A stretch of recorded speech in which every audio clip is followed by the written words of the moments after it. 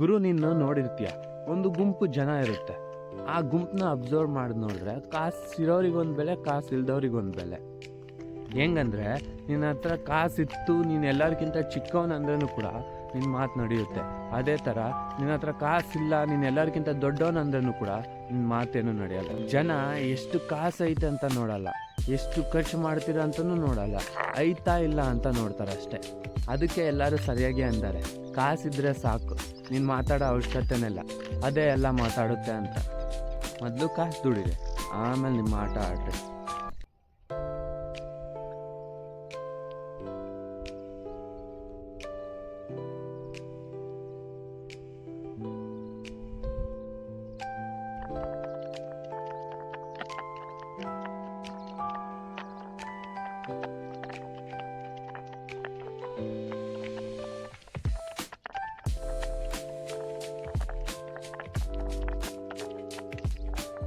ಈಗ video ಮುಗಿಸೋ time ಬಂತು, ಮತ್ತೆ ನಾಳೆ ಸಿಗೋಣ. ಅಲ್ಲಿ ತನಕ Bye, have a great time.